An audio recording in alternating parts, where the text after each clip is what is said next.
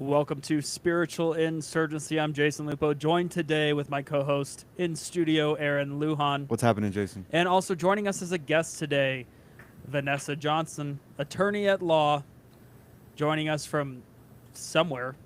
I don't remember Tampa, which state. Florida. Hey guys, nice to be back with you, and thanks for inviting me. Give me 1 second. I've got something happening in my feed here. Sorry, guys. Little live stuff. All right. Now we got you. Sorry. That's pretty quick to go to a commercial break. Got a little distracted. That is the earliest commercial break I've ever experienced. We've never even had commercial breaks on the show before. Well, we just got monetized, so that's why we have commercial breaks now. But today we're talking about something really important. Robert Morris and Gateway Church are now being accused of RICO charges. So I thought we would start by just passing this off to Vanessa. Vanessa, can you fill us in on what RICO charges are?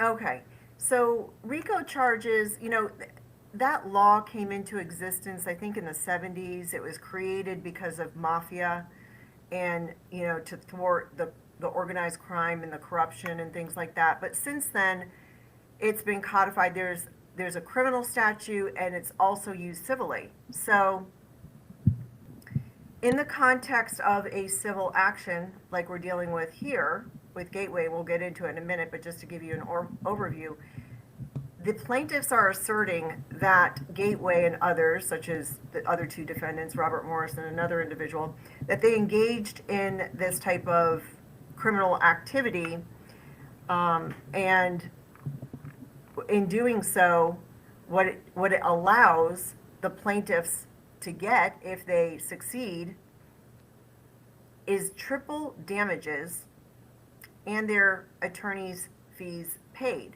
So with a RICO charge, what they're asserting is that it's a pattern of racketeering activity, and they're saying that it was done through mail or wire. So things like, it can be emails, it can be text messages, it can be anything that's on the phone, or even, just through the mail, the regular mail, which people don't usually use anymore. It could be email, obviously.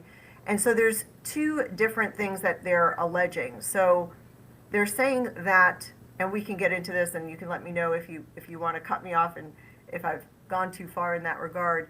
Sure. But there's two assertions, essentially. The first is that this group of plaintiffs, which are the congregants, some of them, it's a class action. So there's a couple of named plaintiffs, but there's a whole group of people that have been harmed. Okay, so they've asserted the class action, and they're saying that ties that were induced, they were asked to give money for certain things, missions, other things, that those ties, 15% of what they gathered was supposed to go to these certain, missions, and it didn't happen. So that's one aspect of the assertion of the accusation. The other one is that from the pulpit, Robert Morris said that, hey, if you're not satisfied, you can just ask for your ties back. And it's my understanding that he said that more than one time. So when people took him up on it, they refused. So first off, what this class of plaintiffs did first, they wanted to see the financials. They wanted to see, is the money that you've been asking us all these years and saying that 15% per year is going to these certain missionaries, is that in fact happening? They refused to disclose it. And then secondly, when they asked for those ties back, they refused to give it to them. So they engaged in conversations with the church to try to get these things remedied before taking action, but it didn't happen. So that's why they filed the lawsuit. Right. So my understanding is that this meets the definition of fraud under the RICO law because it's looking like they engaged in what RICO law would require, a pattern of racketeering activity, and that is indicative of the continual ask for tithing, but then it met the requirements of it needing to cross state lines because they were asking this on the website, they were asking this through mail for presumably people that were out of state, and then it was also I think what also made this more potentially fraudulent is that they made the promise of the money back guarantee and then actually refused to do good on Right. that. Is that, am I understanding this correctly? Very, very well said, because that is an important point why it gets to the federal jurisdiction and why they can use the RICO Act. Because the church is in Texas, but their congregation is not just in Texas. Just like you said, they have the reach everywhere. It could be other places in this country, it could be other parts of the world. But yes, they have a very, very broad reach because they have the ability to reach so many people through, the way that they set up their media, through their church, and that's why they've used this statute. Initially, though, and I'm not sure if you know this, when they first filed their lawsuit back in October of 2024, it did not include RICO. There were two Right. counts, and it was right. It was the misrepresentation and fraud and the breach of contract. Those were the two counts. But then this year, so exactly a year later, they filed an amended complaint, and that's when they added two more counts, one of which is the RICO. That's actually the fourth count. And the third count is just a specific count against Robert Morris and Steve Doolin. And it's fraud, intentional and negligent misrepresentation in regard to them. Those No, weren't there in no, the first one. yeah, no, that's important to note because it almost seems like it escalated. Would that be a fair way of characterizing it? That that's like they didn't get what they wanted, so then they kind of threw an extra grenade, so to speak, into the war. I'm not sure how they decided to do that, but sometimes, things just naturally evolve.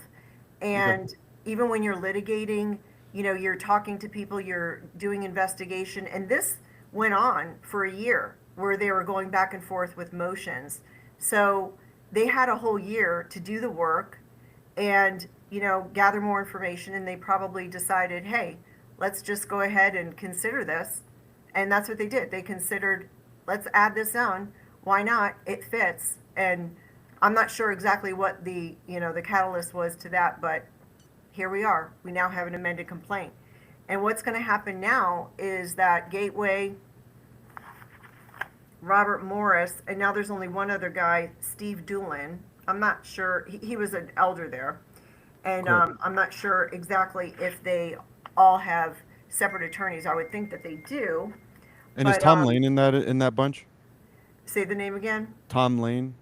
So no, he's not. Okay. He's mentioned in the pleading. So that's an interesting thing. Let me just share this.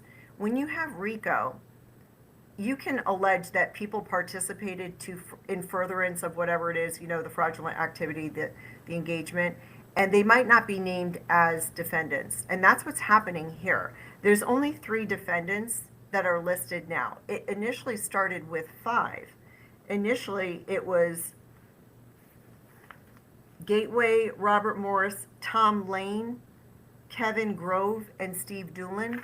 Well, now Tom Lane and Kevin Grove are out. They got dismissed. Okay. So they What have is 3 remaining. What's the difference between just an ordinary mail fraud allegation and allegation of RICO? Well, here you have to have at least 2 going on in a year with RICO in a 10-year period. So you could just have a single action of mail fraud, and that wouldn't rise to the level of RICO. So this would be considered like an ongoing issue that Robert Morris Gateway Church has essentially defrauded their congregants for years at a time. It's not just a single incident. This has been going on a long time, and that's what brings in the racketeering charge. Right, because if you think about it this way, if they're disseminating anything from their church, right, they're trying to get people to tithe, and they're sending out a pamphlet, they're sending out an email, they're sending out a CD, whatever it is, that's dissemination, that's over the wire, it's media, that's been going on for a decade, is what they're asserting. So that's why they can use the RICO statute, because it's going to be way more than 2 times. They're going to be able to show, just even on their website, what they do, and they're probably still engaging in things like that, where they're asking for tithes. If they're doing any engagement like that over wire, over email, then that would suffice. I have a question, Vanessa. I want to back up just a little bit because 3 weeks ago, Robert Morris pleaded guilty to sexual abuse charges. Praise God. I want to take a moment. Thank you, Lord, for bringing justice to Cindy Clemenshire and her family. It was such a beautiful thing to see.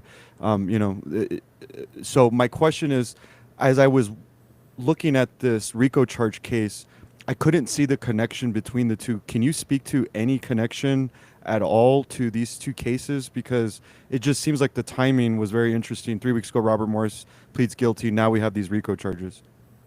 Yeah, and I don't really know what to make of it. I just know that they are definitely, on the forefront. Gateway's on the forefront, and it has been since Cindy Clemenshire came out, right? So she came out in June of 2024, and then he stepped down. And then after that, just a couple months later, October of 2024, that's when this class action was filed. That happened first. Right.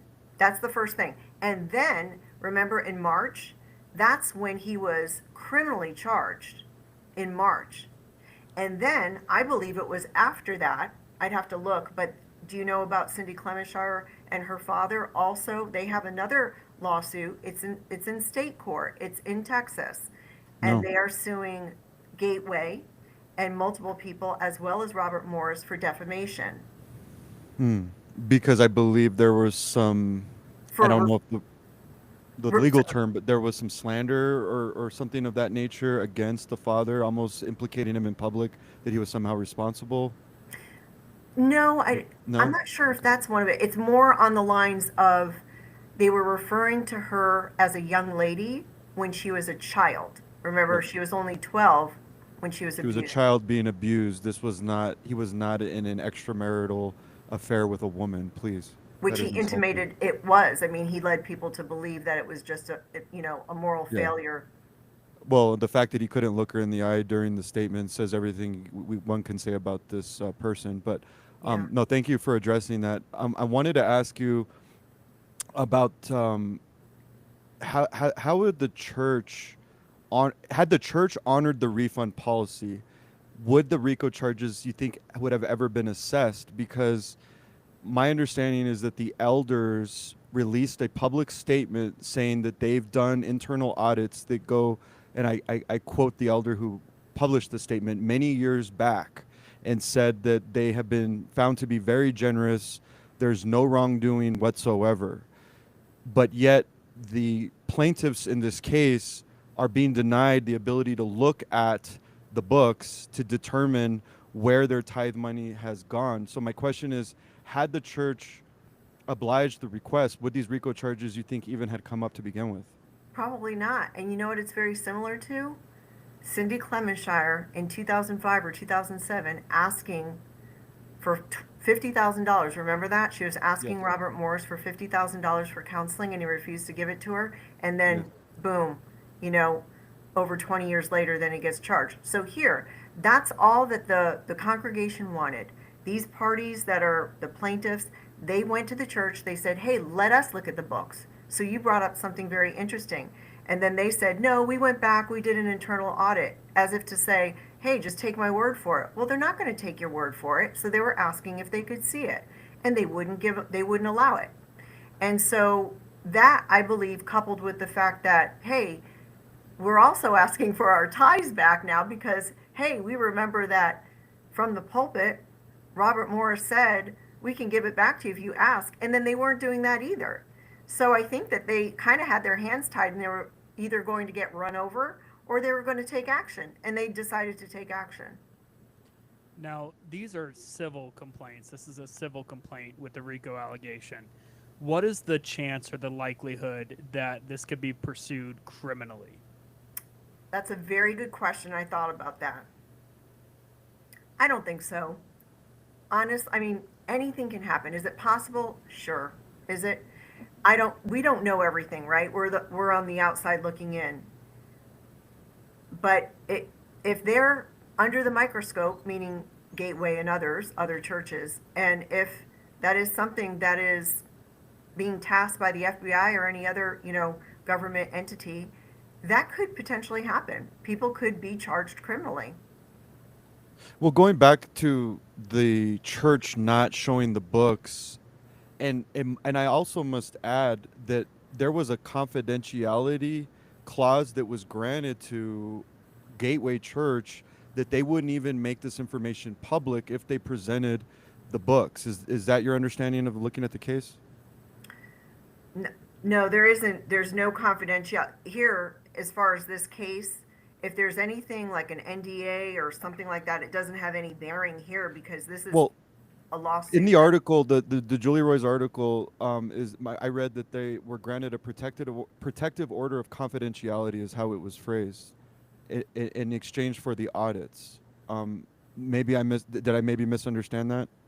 Maybe it's something I missed. So Okay. I looked at the actual pleadings, and what a pleading is the actual filing, right? It's the actual filing that the attorney files, and it's the actual Okay. formal complaint that gets filed in the United States District Court. So I look at that to look at what the facts are and all of the allegations and the counts that are contained therein. Well, whether there was a protective order of confidentiality or not, Gateway Church had an opportunity to oblige their congregants and provide the books, provide the evidence of where this money was going, because I imagine, like many churches, Gateway was very voluntarily proud about their generosity. That's indicated in the recent statement by the elder that they have been very generous church. So Right.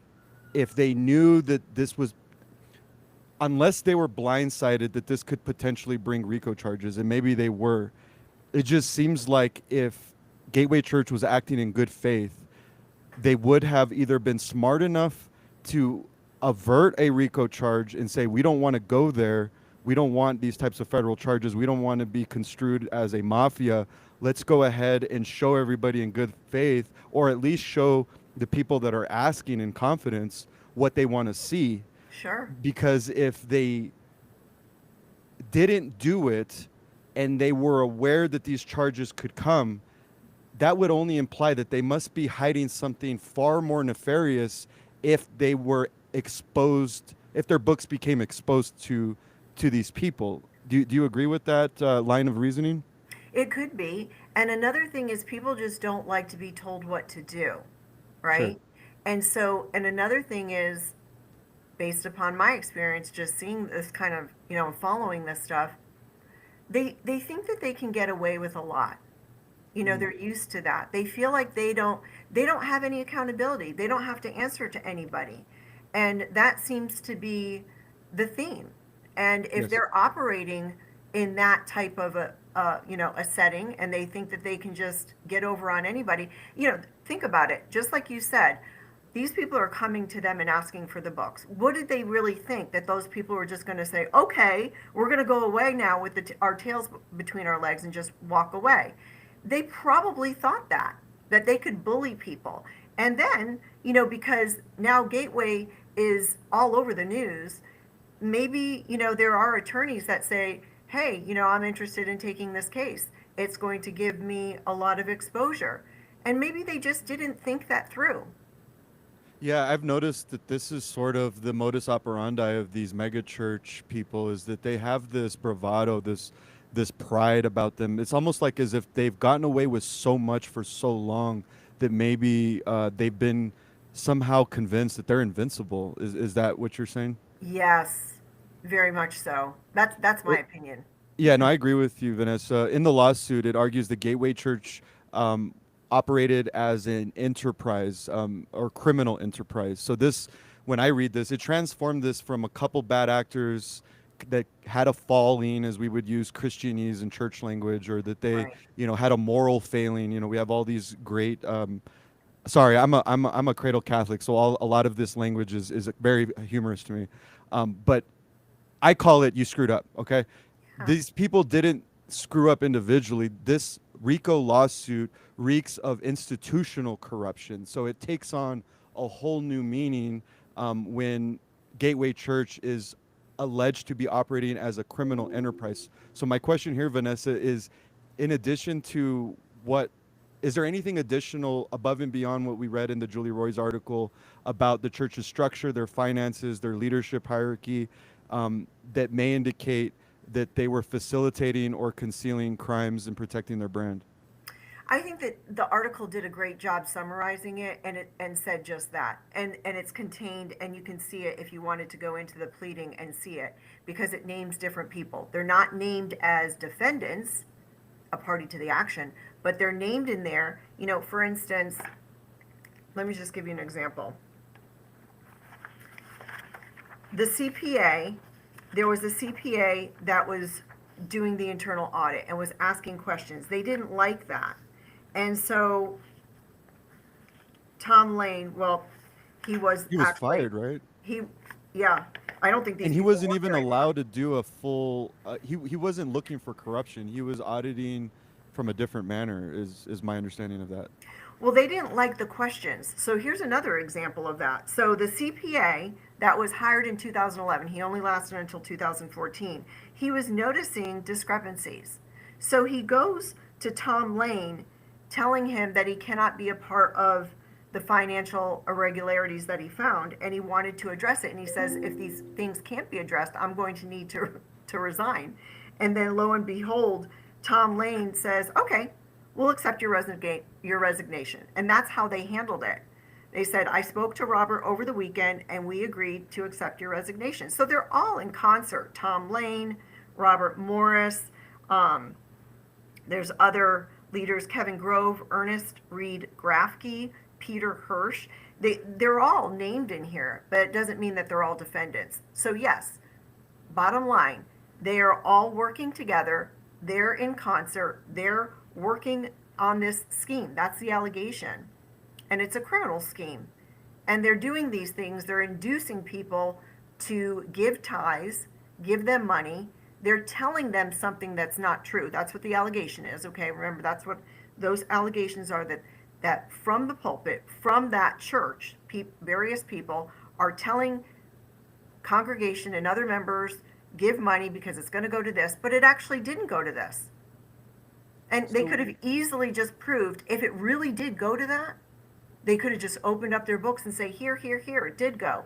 But it didn't. And internally with this CPA, he finds that only 3 million went, when if 100 million's coming in, by math, logically, it would be 15 million a year, but that's not what they found. So we have a question in the chat. Can people bring that charge to Benny Hint and Kenneth Copeland? Yes. I love the fact that that's the first question, because Aaron, remember, I don't know if you recall, but after you asked me to be on the show and I started looking at it, I'm like, oh my gosh, this lawsuit is going to open up the floodgates for any church anywhere in the United States where this can be established. So for instance, if you go to a church and they're telling you, and I have plenty of examples of this just based upon my own channel that I deal with, any church, and they're saying, hey, today we're taking up a fund. It's a building fund. We're building the new children's ministry, right? And our goal is $100 million, okay? And so that's what they're doing. And they're like, we're going to take this up every Sunday, the first Sunday of the month for the next year. And guess what? Lo and behold, they don't build one. Well, that's exactly, it's similar to what happened with Gateway, but even more obvious. There's no building, right? You can see that. In Gateway, you're looking for the books to see if the funds went and were dispersed. But that's what this opens itself up to. So, yes. Yeah, along those lines, I don't think, I can't recall in recent times that there's ever been a time in church history where there's been this zeitgeist or this effort, this collective concern of churches abusing their positions of power and maybe being involved in fraud. Now that it feels like we've entered this new season, could this be a landmark case, and could this be like in the books as legal precedent? So I guess just trying to solidify that last question, is this in legal terms, could this be like a legal precedent that future cases could look to and say, this is a landmark case. This is how we're going to proceed moving forward. 100%. Okay. Yes. Now, historically or currently, do churches, especially in the evangelical world, have any legal obligation to share their books with their congregants, or with government, or with media, or with anyone for that matter? No, nothing that I No. know of, unless they enter into an agreement. If they have their board of directors, they've got their rules, and they allow that. That's something that they have the ability to control. But as far as this one's a little bit different from that, because remember, it's that asking for the money for a certain purpose, right? And if Right. they didn't do that, if it was just tithes, just generally, hey, just give us, just if you want to tithe, and there wasn't any promise made with what those monies that they were collecting was going to go to, we wouldn't be here right now. That's why I gave you the Right. example of the building. Yeah, I mean, I think the elephant in the room when along with the regards to this question is that the RICO charges are sniffing around the fact that people suspect that leadership has been enriching themselves while knowingly misleading their congregation. So if that's actually what's happening, could this RICO charge allow the courts to open up the books and expose maybe housing allowances, maybe unreasonable salaries in contrast to the biblical mandates? Maybe we're going to find discretionary forms without labels, or called benevolence, or ministry-related budgets. So my question is, will the courts and law enforcement have that authority, and could this potentially open up to the public? Okay, so that's a loaded question. Let me try to break it down I asked here. loaded questions. Sorry, Vanessa. That's okay. I'm from the In the West. We stay loaded. Sorry. Go ahead. in the context of this particular lawsuit, there's this thing called discovery. Well, all lawsuits have them, but you're aware of that, right? Yes. Discovery is when you start taking depositions, you start asking, you submit interrogatories, meaning they're questions to the other side that they have to answer, accept, deny or agree, or hand over some documents. I deal with it all day long in my practice. You go before the judge because one side doesn't want to give over something, but that's what that whole discovery process, you're given that opportunity to get the information that you need, and you have to take the deposition of somebody, or you have to subpoena something. So inadvertently, just to try to hit your question in regard to the other things like, allowances and things like that, those things could get uncovered, right? They could. However, the other side could try to block it with a motion in limine, just to be specific. They could say, you're not allowed to go into this area because it's not relevant, it's not material to the issues at hand. But, discovery typically is pretty broad, and so it'll be up to that federal judge in regard to what areas they're going to allow in. But obviously, the plaintiffs are asserting fraud, misrepresentation, breach of contract. So if any of those things where they're delving into the discovery, and then they find something else, well, then they could come back and actually do a superseding, or no, sorry, that would be in criminal. They could do an amended complaint, and then just like they did here, right? Because it first started out in October of 2024 with just 2 counts: the misrepresentation, the breach of contract.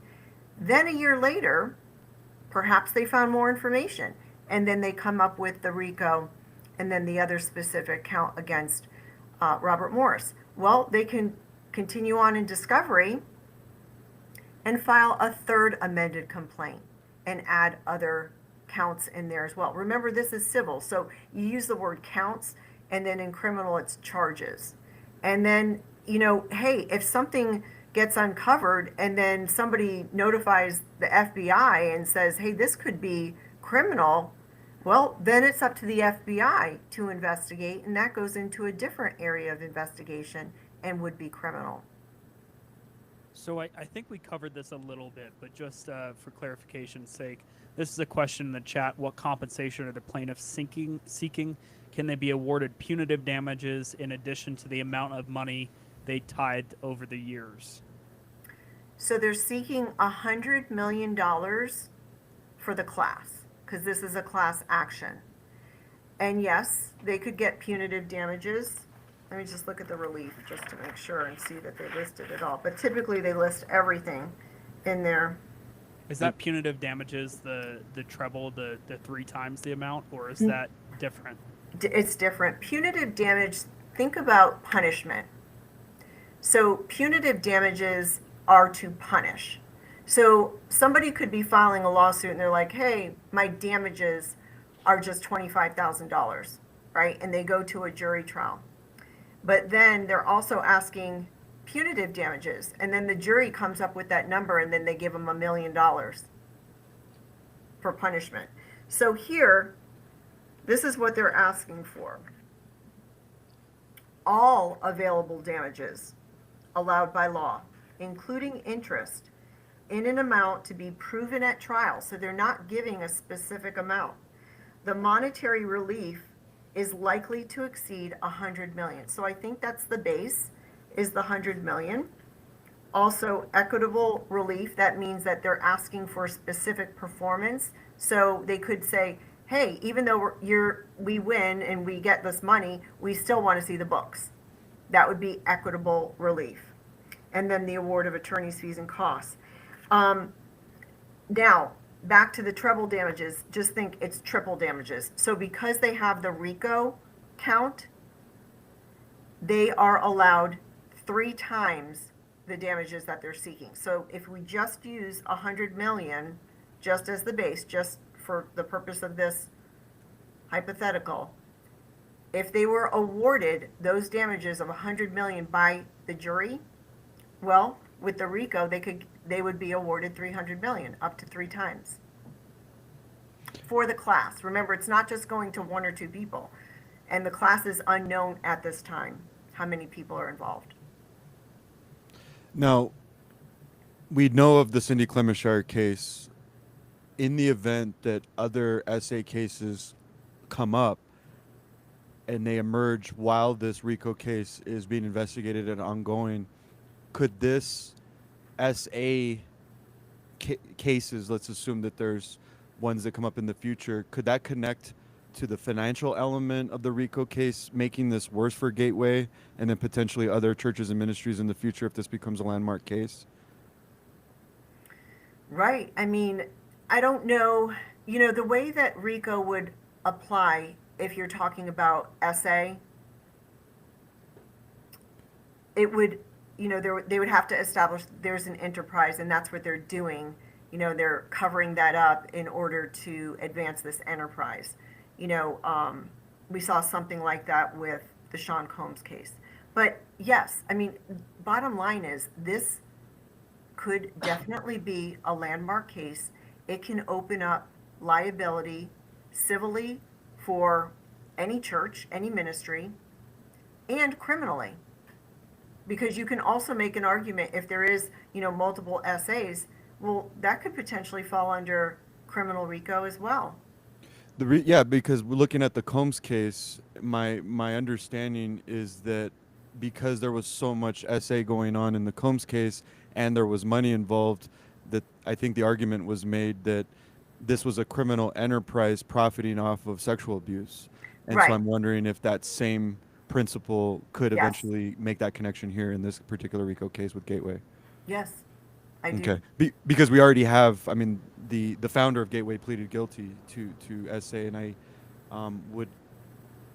would be hard pressed to think this is the only case that existed in this man's life, or anyone at that church for that matter. Very, very difficult to think that she was the only victim, just because of, what we know, that typically there's other victims out there. But the thing is, those victims, that if there are any out there, they may not want to come forward at this point. And that's unfortunate, and I understand. It's complicated, right? Outsiders want to see justice being done, but nobody understands what it's like to be a victim. That's right. Certainly don't. So I can only extend empathy and prayer to these people in the situation. But I wanted to ask you, Vanessa, and we have Vanessa Johnson, attorney, YouTuber, with us today. What an honor to have her. I wanted to ask you, Vanessa, about the defense strategy undoubtedly Gateway's lawyers are going to argue that this is an attack on religious freedom and that these are internal church matters that are protected under free speech laws. How do you expect that to be their primary defense? And if so, how do you expect that to play out in court? That is going to be their defense, right? Not only are they going to try to knock down every argument that the plaintiffs make, but there are these interest groups, and they will come alongside as much as they can and support the defendants. So I'm going to read for you just a paragraph that's contained in one of these briefs.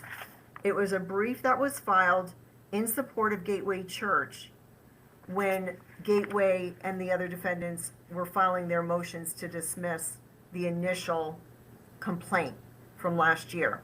So just so you understand what's happening here, First Liberty Institute. So they are, let me just get what they say they are. They are a nonprofit public interest law firm dedicated to defending and restoring religious liberty.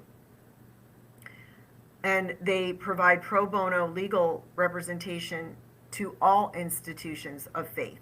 So they're coming alongside Gateway Church to support them, and they're arguing that this case should not go forward because it's going to be harmful to churches, that they're not going to be able to do what they normally do.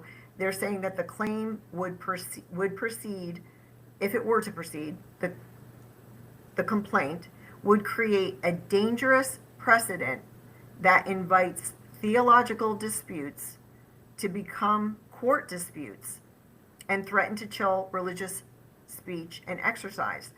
And they say allowing disgruntled congregants, saying which few churches lack, to haul the church into court because they disagree with its use of their tithes opens a Pandora's box of litigation into every aspect of a church's internal decision making. And in order to preserve the freedom to practice religion, they're asking that this complaint get dismissed. So that is exactly what they're going to be arguing, that it shouldn't be in court, that it has no place in court. These are issues that should be dealt with in church, and saying that these people are all disgruntled congregants. We hear that all the time. I just did a video yesterday on a case. It's the same thing. It's the same argument. That's what they all say, that they're disgruntled. Not that they have a valid concern or a valid case, but that they're disgruntled. Disgruntled, yes. Jason, you had a question? I mean, this is not a conversation about theological differences. This is not a conversation about what's being preached. It's a conversation about Gateway Church told its congregants that a certain percentage of the money was going to go to overseas missions, and it didn't. And going back to Aaron's previous question about the connection with the SA cases and these RICO charges, where do we see there being a connection between the emails that go back and forth across state lines, the mail that goes back and forth across state lines, and the cover-up of Cindy Clemeshire's abuse? And does that play a role in potential RICO charges? Jason, I am so glad you brought that up. I recall being on Everett's show, Ohio for Freedom, when Cindy and her father first filed the defamation suit against Robert Morris. And that was my first impression. I said, where's the RICO charge? I think because they were covering it up to advance their brand to sell books, to sell, whatever it is, their CDs, whatever programs, disseminate product. It's all to sell. And I remember saying that back then. So that was several months ago. So, could we see an amendment now in that complaint that Cindy Clemeshire has with her father against Gateway Church and other members and Robert Morris? Yes, I would say so, because I thought so back then. So if the defense team decides to pursue this defense, which you expect them to, it seems to me that they're going to try to take this to playing the semantics game with the definition of missions. Is that where you kind of see this going if they get their way? Well, I, missions means one thing, but they meant another kind of thing. certainly they could argue that, but I also think that they're trying to get around the breach of contract, just like you said, and Jason said, hey, we're here because you said this is what we're going to use the money for. And they're going to dance around that and say, well, you can't take, I'm just saying, for instance, you can't take what we say seriously. We're just trying to get ties, and we never said that it was going to be this, and that. But that's the whole dispute, right? Yeah. That's the crux of the matter. Yeah, they're going to come in and say, well, you didn't, it wasn't reasonable for you to think that we were going to use all the money for this or that. They're going to say it wasn't reasonable. There's usually that term in law, the reasonable person standard. It wasn't reasonable. We didn't induce anybody. We didn't make a specific claim or agreement. We didn't enter into a contract. Those are the things that they're going to argue.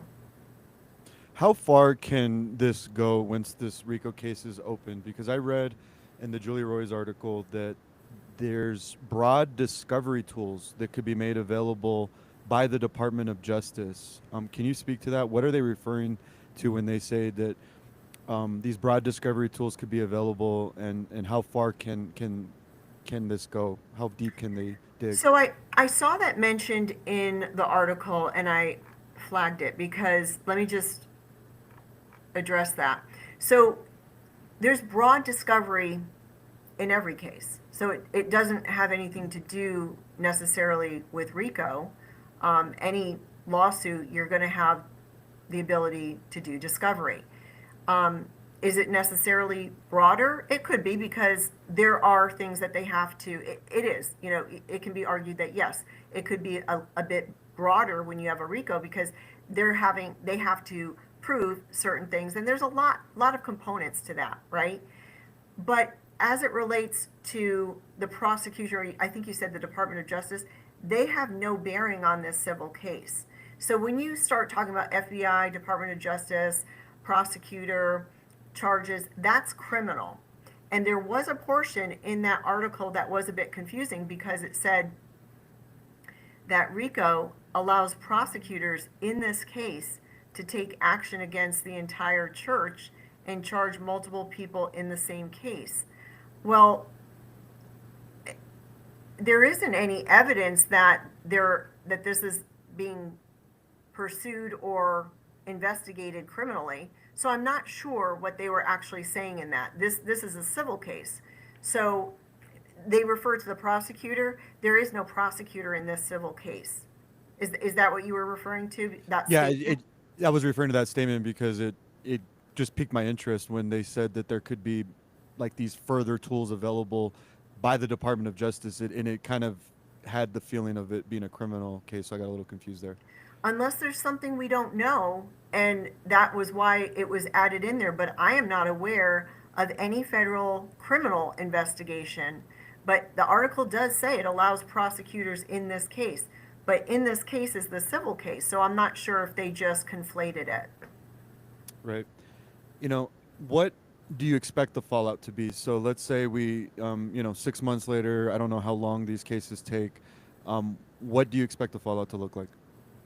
Oh, ultimately, you mean after, the discovery and... After the discovery, after the RICO charges go through its full course, and the actions take its course, the legal process comes to a completion. Where do you expect this to? What do you expect this to look like for those named plaintiffs? I'm sorry, defendants, and the church as a whole. Yeah. Okay. Well, I would think that they should settle. So that should be their ultimate goal right now, is to try to settle and not go through discovery. They have a window of time to do that. Do you think their books will get exposed to the public? Not necessarily. I don't think it'll be to the public. I think in this case, I mean, they're asking for equitable remedies, right? And that would be the ability to see the books. That doesn't mean that the whole public gets to see them. It's the plaintiffs that have standing. So the class is they're the ones that are asking to see the books, right? So it wouldn't, we don't have, you and I, we don't have standing to say, hey, we get to see it too. That's not Right. how it works. So, I mean, the best that they can do, okay, just with the four corners of this, right? The best that can happen right now is for the parties to enter into negotiations to settle it, because then that puts an end to any further not knowing what's going to happen, any more work and time and effort on it, and just reaching a conclusion so everybody knows where they are and what's going to happen. As this goes on and progresses, you know, we've already seen it. We saw it with Robert Morris. You didn't want to give Cindy Clemenshire $50,000. Well, now you've got a lawsuit by her and her father against you in Texas, in state court. Now you just pled guilty to criminal charges, which you didn't think was going to happen. And then now there's this, and that's not by Cindy Clemenshire, but you know, this, it's not going to end. And it's like, to me, it's like, when are you going to figure out that it's not going to end for you? Right? Yeah, this reminds me of when I got in trouble in high school and I would just make excuses and obfuscate and hide, and my mom would famously say, "You're just digging your own grave, brother. You're just Well, digging your own grave." I guess we can say that about them. They are digging their own grave. The best, in my opinion, this would just be my opinion, I would say, hey, let's cut our losses. Let's try to enter in negotiations and end this. You would think so, but sometimes pride comes before a fall, right? Yep. I've heard that. Yeah, I've heard that too. No, this is very interesting, and this is my selfish $1 million question, because Jason and I are sitting in Colorado Springs, and I'm sure you remember Robert Morris used to be the overseer of New Life Church, and we've Right. had quite the last couple of months here in Colorado Springs with New Life, and we now have Brady Boyd, who's was very well connected to Robert Morris, resigned from New Life Church as a senior pastor. What does this RICO case, if any, have any implication to New Life Church in Colorado Springs? I would need to refresh my recollection in regard to the allegations with New Life. Well, I essentially, remember, yeah. yeah. Well, sorry to interrupt you. Did you want me to let you No, finish go that? ahead and tell me, because Okay. I remember it was the cover up, and that they were claiming they didn't know about Robert Morris, and that Brady Boyd didn't allegedly know, but the allegation was he did know, and they brought him on anyway. Is it that Exactly. context? That is exactly what happened. And now Brady Boyd is gone, and they've fired the elders that were proven in the court affidavits to have known. And so now we're in a situation where we have allegedly a board that doesn't know, which I don't buy, and a senior pastor that allegedly doesn't know or has never been asked to know. And I don't think that applies. So I'm just curious to know, now that there's this connection between New Life Church and Robert Morris being an overseer, and Brady Boyd, being mentioned in the court affidavits as someone that did know, and now that this is in a RICO case, is there any potential fallout for New Life? There could be. Think of it like this. It's very similar to the allegations against Robert Morris, where, and all of his buddies at Gateway Church, that they were intentionally hiding the fact that he had SA'd a 12-year-old so that they could continue to run their church, make their money, sell their products, sell their books. So, similarly, in order to get Brady Boyd here, because we know that, this could be the argument. I'm just saying, this could Sure. be the premise. In I'm all order to ears. get him here, people know who he is. He's going to sell books. Yeah, we're aware that he's aware of this criminal act, and we're covering it up so that we can do these things and gain money. If there's an attorney out there and they have a class of people or even a couple plaintiffs that have standing, yeah, there could be a lawsuit against them. And this would be, let's assume, say, for example, there were families that attended New Life, for example, that also had SA cases either ongoing or were considering SA cases against New Life Church in particular. Could those cases receive any connection, momentum, benefit to the ongoing RICO case if there were SA cases at New Life, independent of what Gateway was doing in this whole situation, because of this RICO case that Gateway's involved in? Yes. So I think not only the RICO case, it's also the other case that Cindy Clemenshire has, the defamation. Okay. So, you know, if they were New Life Church, if any of the elders, any of them, they knew of people that were coming to them and they were aware of crimes and they didn't do anything, you don't even need RICO. I mean, you can. I'm aware of cases. You know, I help victims get attorneys to file cases like that, right? That's just a civil suit. So they're opening themselves up to liability. Anybody is, right? If you are required to report and you don't, and then there's damages, there's a breach of that duty, and there's damages, you're opening yourself up to liability. But yeah, I mean, that added thing that could happen is RICO against any of these churches that have any type of similar activity like we're seeing here. I think that this is the prototype. I think that we might see other churches have the same issue where they're going to get sued civilly and it's going to be under that RICO civil statute. So once this RICO civil statute sees the light of day, and it's established that there were criminal elements that Gateway Church used to run their operations, and I know it's kind of a repetition of the previous question, but I wanted to get a little bit more detail on this. Could this potentially end the shield or uncover the legal protections that these churches have enjoyed for so long once this particular case establishes that there were criminal elements used, that it became evident that these were not pastors acting in good faith, but that these were criminals using the protections of a religious institution to conduct their criminal enterprise? Like, in other words, could this require churches to be like, hey, because of this case, there's now a legal requirement to a certain degree to reveal your financial books and to like a public company does? Can you foresee something like that happening? It could be if the legislature makes some changes, but it wouldn't be from this church. It could have some persuasive effect, but it wouldn't be from that. But what we are going to see are churches that are going to have to stand up to attention and open their eyes and unplug their ears and see what's going on with this case and say, hey, should I change my behavior? You know, if Yeah. they're even thinking that, then maybe there's some issue there. But that's what the effect is, that these churches are going to have to think, oh my gosh, this is what's happening with Gateway.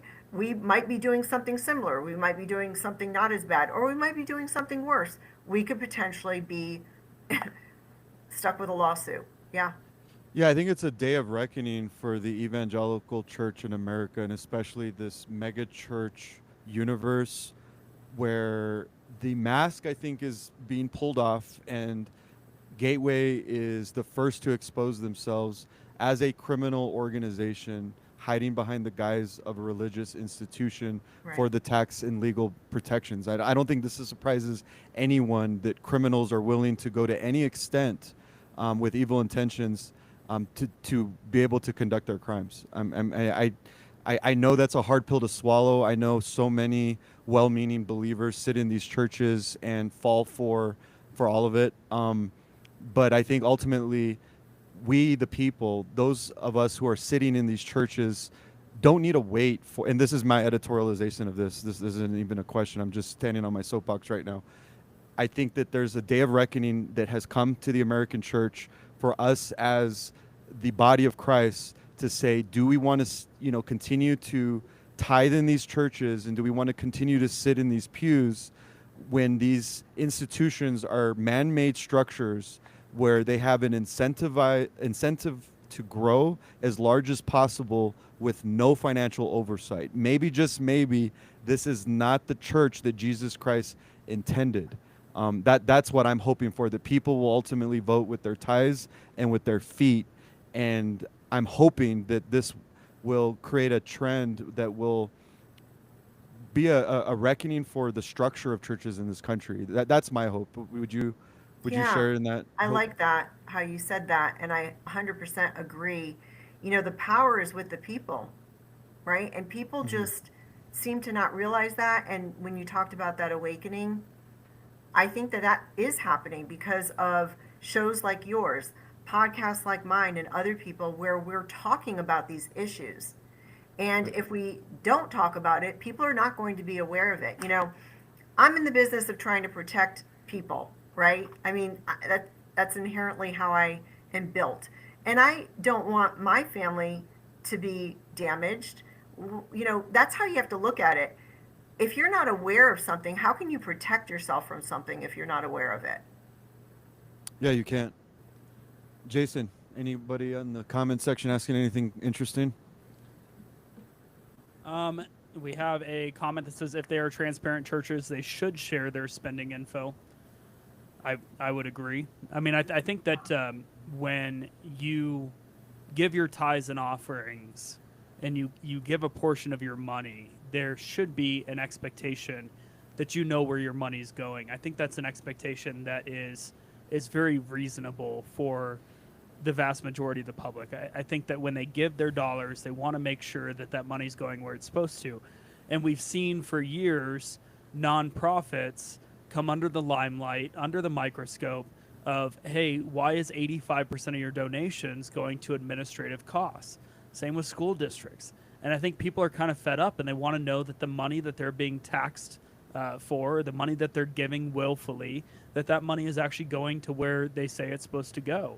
And so while I do echo the idea that, hey, we need to continue to protect religious liberties in this country, and I think that's a very important part, I don't see this case being a case that is attacking our First Amendment right to practice our religion freely.